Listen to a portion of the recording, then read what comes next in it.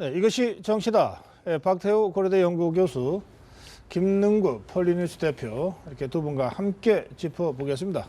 어서 오세요. 안녕하세요. 네, 새누리당 김무성 대표, 더불어민주당 김종인 대표, 또 문재인 전 대표, 그리고 국민의당의 안철수 대표. 이 여야 지도부가 모두 이번 총선 결과에 정치 생명을 걸고 있습니다. 그만큼 이번 선거가 치열하다 이렇게 볼 수도 있습니다. 자, 차근차근 여야 각 당의 상황을 좀 짚어보겠습니다. 예, 김무성 대표, 부산에서 더 큰 일을 할 수 있게 도와주시겠느냐.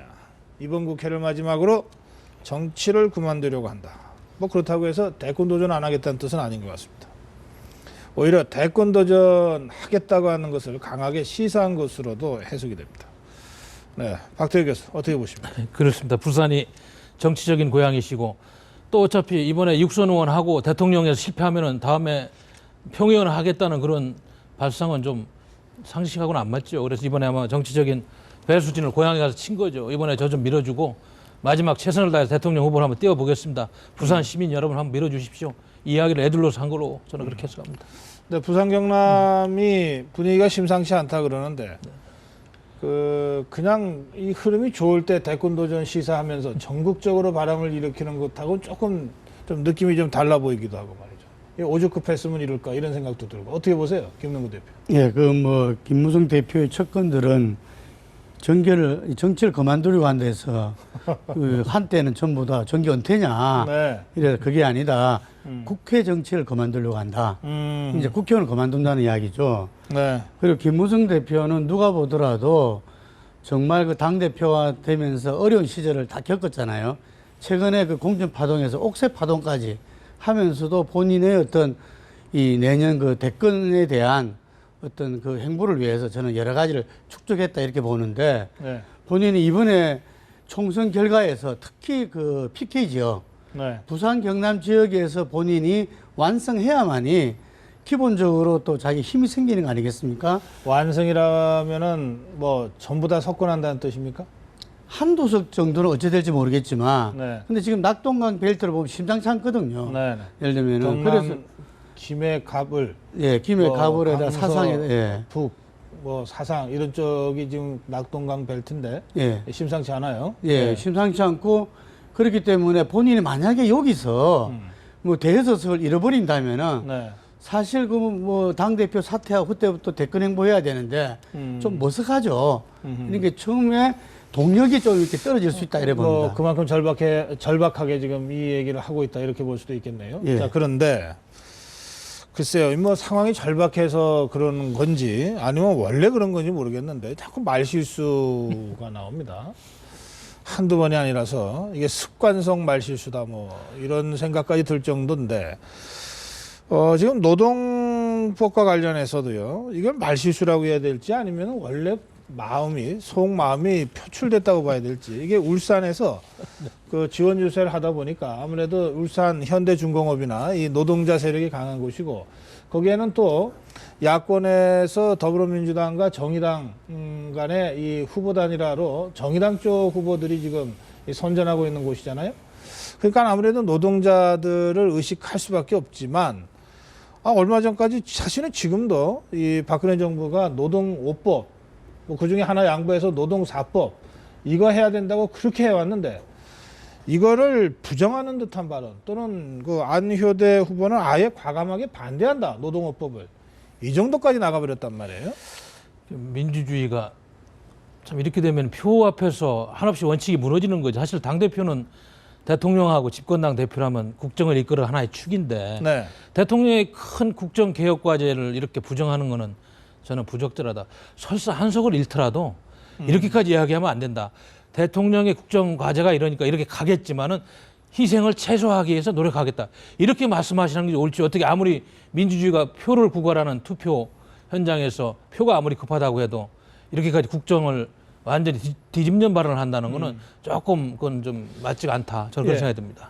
제가 볼 때는 우리나라가 정치인들의 이런 발언, 네. 메시지 이 부분들이야말로 본인의 철학과 어떤 노선, 정책을 반영하는 것인데 네. 이런 부분을 그 다음에 너무 쉽게 이렇게 용서하고 쉽게 또 넘어가는 경향이 있어요. 네. 본인이 이겨서 분명히 쉬운 해고는 절대로 없도록 하겠다 네. 하면 이 부분에 대해서 자기가 그 노동업법, 현재 노동개혁에 대해서 네. 자기 입장이 일관되게 정리돼 있고 그 음. 속에서 그럼 자기는 현 정부의 어떤 그 노동개혁과 반대되는 네. 입장이면은 일관된 철학과 노선이 있어야 되는 건데 네. 제가 볼 때는 그렇지는 않으리라 봐요. 음. 옛날에 최고위원 그 주재하고 할 때도 분명히 본인이 이 부분에 대해서 이 일반 해고 지침 개정은 이게 좋은 거다, 좋은 그래요. 개혁이다 이런 식으로 발언했었거든요. 네, 네. 근데 과연 그게 한석 때문에 그 지역이 노동자 지역이라서 그랬을까? 그건 상당히 의구심이 든다 이거죠. 근데 말이에요. 이제 이렇게 되다 보면 이게 특히 안효대 후보 경우에는 뭐 김무성 대표의 발언은 쉬운 해고를 맡겠다고 그랬지 내가 노동개혁 맡겠다고 한 건 아니다. 이렇게 뭐 변명이라도 할 수 있는데 안효대 후보의 경우에는 나는 노동업법을 반대한다 이렇게 했단 말이에요. 그러면 명백하게 당론에 배치되는 것이고 또 새누리당 정권, 박근혜 정권이 지난 거의 1년 가까이 정말 혼신의 힘을 다해서 밀어왔던 현안인데 이거 어떻게 해석해야 됩니까? 이 경우에도 계속 새누리당 후보라고 해야 되는 겁니까? 원칙적으로는 이렇게 하면 안 되죠. 그러나 아시다시피 지금 저희 나라 대기업 노조가 우리나라라고 하십시오. 예. 170만 대기업 노조 대 600만 중소기업 비정규직 노조와 이런 대립 속에서 이번 정부는 어떻게든 좀 비정규직 600만 노동자들한테 혜택을 주려고 이 노조계의 틀을 잡고 있는데 물론 이 지역이 현대중공업이라는 큰 대기업 노조들이 주류를 이루고 한 후보로서의 그런 표현의 절박성이 있지만은 너무 대놓고 이렇게 하면 안 되겠다고 이렇게 엉엉 지시면은 집권당의 선거 전략에 차질이 있습니다. 그래서 김무성 대표가 여기에서 조금 좀 지혜를 발휘해가지고 이걸 조절했어야 되는데 그냥 다급한 나머지 마이크로 퍼부어가지고 조금 집권당의 그런 어떤 전략에 차질이 보이는 이런 상황입니다. 네. 예, 뭐 이해할 수가 없습니다. 거기에다가 15대 총선 때 보면은 그 당시 김영삼 대통령한테 한 후보가 예. 자기는 국회의원이 되고 나면은 대통령한테 언제든지 노할 수 있는 그런 정치인이 되겠다라고 이야기했는데 당선되고 나서 청와대에서 그 만찬에서 오히려 대통령이 격려했다고 합니다. 근데 그런 부분은 이건 전혀 다르다고 저는 봅니다. 그렇죠. 예, 그렇기 때문에 이 부분은 아니 노라고 하는 게 노가 필요할 때 노하겠다고 하는 소신으로 받아들여졌으니까 대통령도 당신 용감하다 이럴 수 있는데 이거는 이게 뭐 이념과 관련된 또는 정치 당의 기본 어떤 그 정책과 관련된 그런 문제 아닙니까? 그러니까 저는 뭐 노동개혁, 노동업법 반대할 수 있다고 생각해요. 자기 소신으로. 그럼 당을 다시 골라야죠. 그렇습니다. 예, 노동업법 반대하는 정당들이 많잖아요. 그 왜 새누리당에서 후보 공천 받아놓고 이걸 이런 식으로 하냐 말이에요. 하여튼 그렇고 자 김무성 대표도 이게 지금 야당을 공격하면서 김무성 대표가 계속 사용하는 단어가 뭡니까? 운동권 정당 뽑아주면 안 된다 이거 아닙니까? 그래놓고 자기는 울산 가서 이 쉬운 해고 맡겠다고 하면 그러면 새누리당도 이제 운동권 정당이라고 국민들이 봐도 뭐 할 말이 없는 거 아니에요? 너무 확대 해석하는 겁니까? 그뿐만 아니라 지금 이제 김무성 대표는 좀 때늦은 어떤 색깔론까지도 지금 이번 글쎄 선거에서 아주 저 보기가 싫어요. 등장하고 있잖아요. 네. 그런데 본인이 지금까지 보면은 어떤 면에서는 말 실수하고 그다음에 아닌 말고 네. 이렇게 계속 넘어왔거든요. 근데 이번에야말로 지금 이 발언에 대해서는 댓글 행보를 한다면은 거기에 대한 검증 1번 타자로서 저는 이 부분에서 분명한 자기 입장을 이야기해야 되고 만약에 이것이 그때 모이는 어떤 집회에서 그냥 툭 던지는 이야기였다면은 네. 저는 대국민 사과를 해야 된다고 봅니다.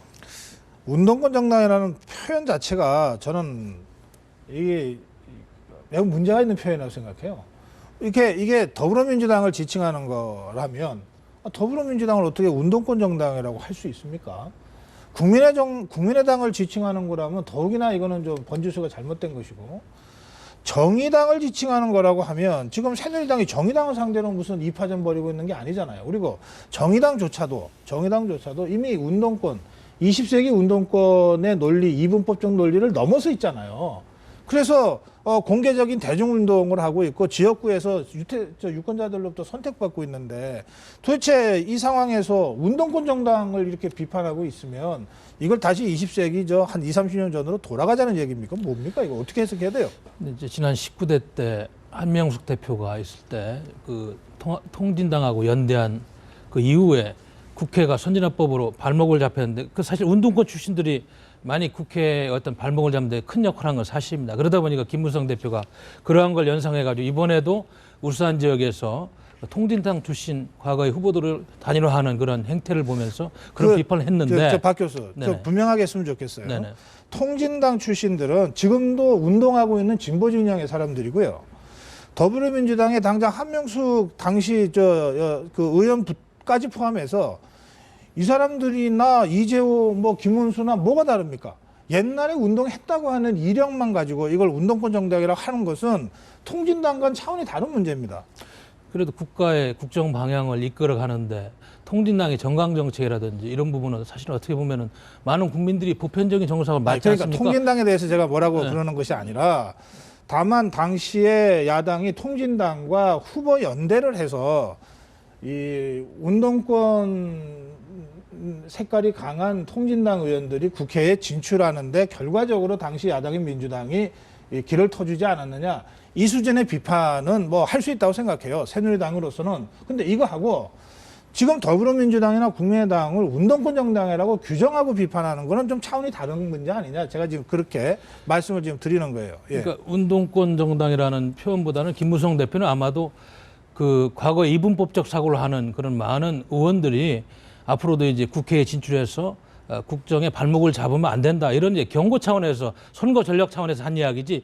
이거 말 자체는 사실은 좀 운동권식 정당이다 그러면 지금 운동하는 분들은 아니니까 좀 그런 문제가 있는 거죠. 아니 김무성 당대표는 본인도 네. 87년에 우리가 그 호원철배 국민운동본부 네. 그게 본인도 참여하고 당시에 이렇게 87년 그 민주운동에 자기도 운동했다 이러면서 강력하게 말씀하시는 것도 제가 들었어요.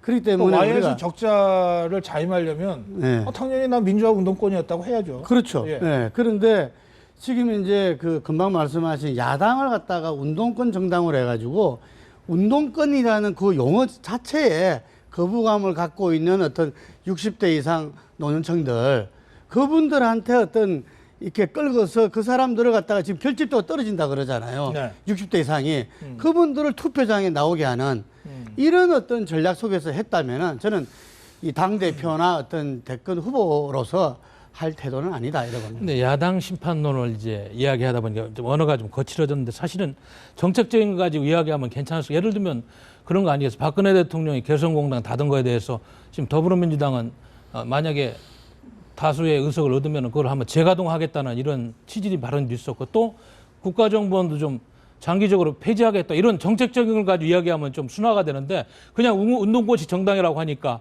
약간 좀 이분법적인 그런 예. 도구만 있습니다. 알겠습니다. 자, 그런가 하면 새누리당이 김종인 대표를 공격하고 나섰는데 김종인 대표가 금을 8.2kg 3억 2천만 원 상당의 이 8.2kg을 보유하고 있는 거는 사실인 것 같습니다. 그리고 또 오래전에 선물 받은 시계라고는 합니다만 차고 다니던 시계가 시중 가격으로 한 4천만 원 정도 되는 명품 시계 5대 명품 중에 들어간다고 하는데 논란이 되니까 그 시계를 풀고 나왔더라고요.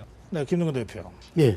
공방이 시계가 얼마짜리냐, 언제 선물로 받았냐 이런 데까지 가서 참 좀 낯이 뜨겁긴 합니다. 그런데 역대 선거에서 보면 사실은 명품 핸드백이다 이 사진 한 장으로 표심이 왔다 갔다 했던 게 사실이니까 이게 이 정치적으로 어떨 것 같습니까? 이런 논란이.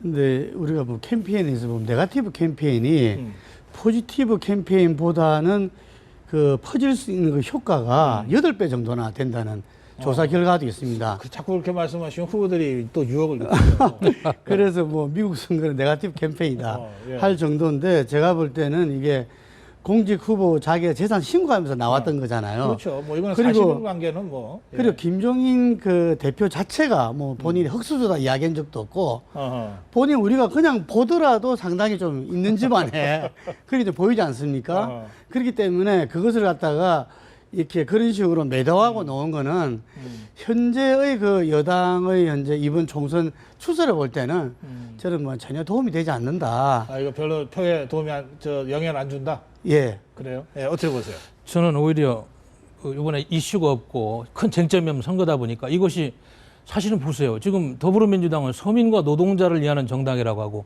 그리고 양극화 해소하고 서민들의 그런 아픔을 만져준다는데 막상 비대위원장이고 선대위원장을 맡고 있는 김종인 대표가 4천만 원짜리가 시계를 차고 금이 몇 킬로 있다?